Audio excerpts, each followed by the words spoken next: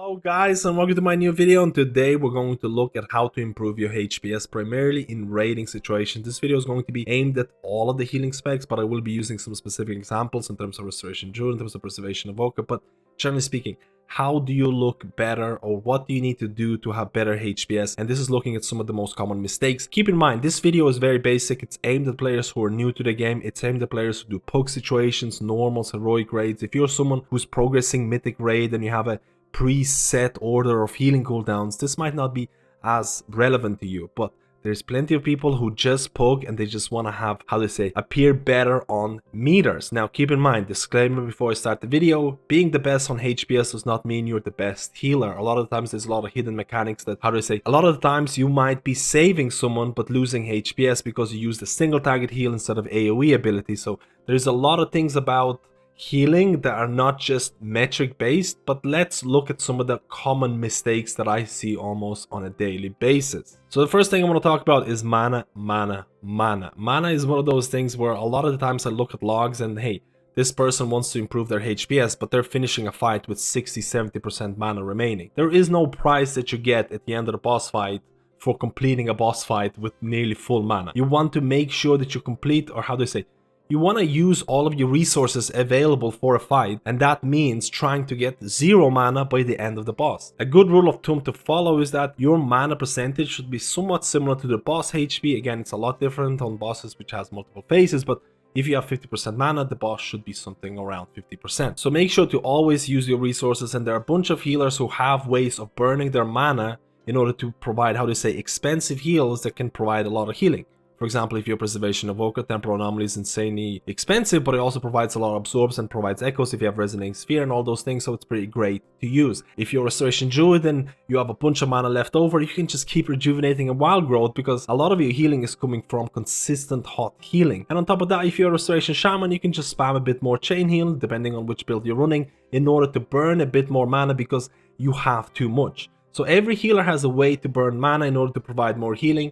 Now, on the flip side, what if you're running out of mana too early? So now this is not new tech or anything. This has been revealed from the very start of Dragonflight expansion. Potions of Chill Clarity. Potions of Chill Clarity are insanely overpowered, especially for certain healers who have a lot of GC, how do I say, instant cast abilities, because read what Potion of Chill Clarity does. It gives you basically, it allows you to cast your spells for free, but it also slows down your spells. Now, it doesn't affect GCD. It doesn't affect certain abilities, even castable abilities like for Preservation of Oka in terms of empowered abilities. So it's basically free casting for a decently long period of time. Now keep in mind, Mana Potion of Chill Clarity, Mana Potion has a 5-minute cooldown, which is basically every Mana Potion has. You can lower that cooldown if you're running Alchemy Trinket, the haste one. Again, it really depends if you have that. Some people might enjoy the haste, some classes don't really like it, but it's also important to acknowledge that not every class can make use of Potion of Chill Clarity. Classes that have really long casts, you have to remember, using Potion of Chill Clarity is going to make those casts even longer. So something like Holy Priest, maybe possibly Resto Shaman, will have a harder time of making it work, possibly even Mistweaver Monk, but majority of healers can make use of this potion. And a lot of the healers will really like to, how do I say, enhance this potion by using certain embellishments. You can have 2 embellishments active at a single time, but there are healers like Restoration Druid, especially Restoration Druid, who will be using Potion Inhibitor embellishment, which is going to make your Potion of Chill Clarity longer.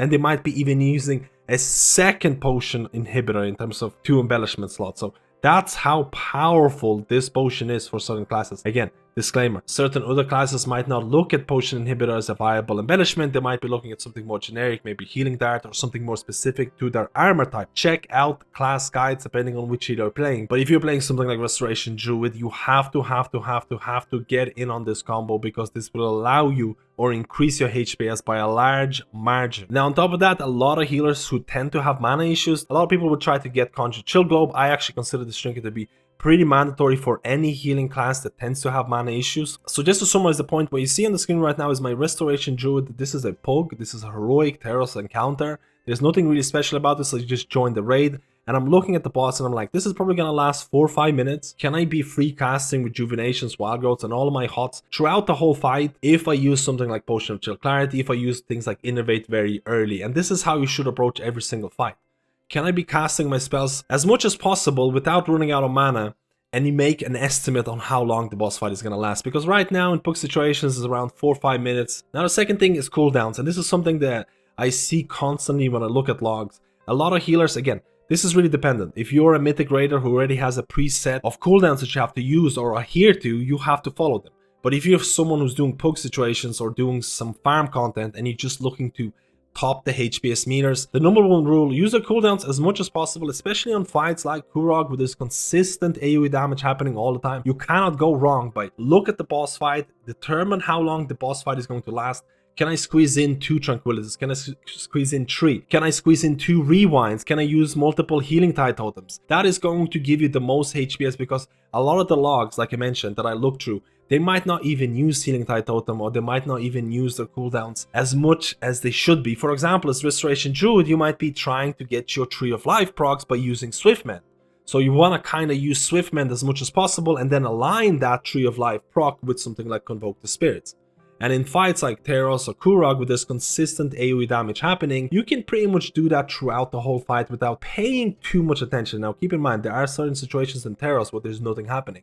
So you do have to know damage patterns to really maximize your HPS. Now what about other fights where I'm not sure where to use my cooldowns and how to play? You can use a website, Lorgs. I'm going to link that in the description. This has been really helpful for a lot of guilds, because if you're a type of player who's just playing Restoration Druid and you just want to see how Resto Druids using their cooldowns on something like, let's say something like Kurog, and this is going to be the mythic version, and you can see here, there's a lot of Convoke the Spirits, you're proccing Tree of Life. Let's not track Tree of Life for the time being. You can remove this, and then you're like Convokes, you can see Tranquility being used quite early. A lot of the times you're using your cooldowns as much as possible.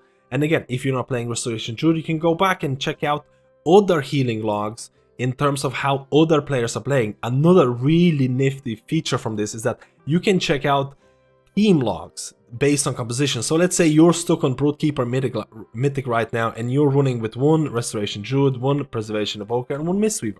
You can just type in Broodkeeper, you can type in this, and you can search.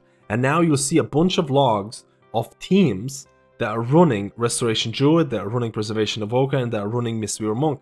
And you can see where they're using their cooldowns. You can, again, you can filter some of them out. So this might provide you with better idea of how different healers are using their cooldowns based on their composition. And this can be useful if you're really uncertain about how to use cooldowns. Again, this is not the holy grail of healing cooldowns. There's a lot of other resources out there, but it can help you out if you're someone who doesn't have a lot of time to spend on research. And now the last point, and it's probably going to be very basic for a lot of people, but there is a lot of logs where I see that your bread and butter class spells are not being, how to say, there's a lot of spells that classes have that require high uptime. For example, if you're Restoration Druid, keeping up fluorescence down, especially for your tier set, is extremely important. Making sure that you have weak auras that bleep or do something visually for you to say, hey, my fluorescence is down, I need to maintain this. For example, if you're Resto Shaman, healing rate. There's a lot of other examples of this, because a lot of classes have these, how do I say, they're almost like a chore ability.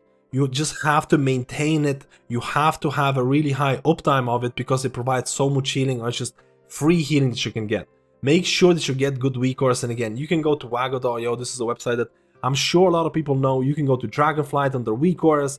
You can go to Vault Incarnates and get some really nice weak auras for the raid in terms of notifications. They can help you out in terms of managing your cooldowns and doing your boss fights. Or you can go get specific class weak auras.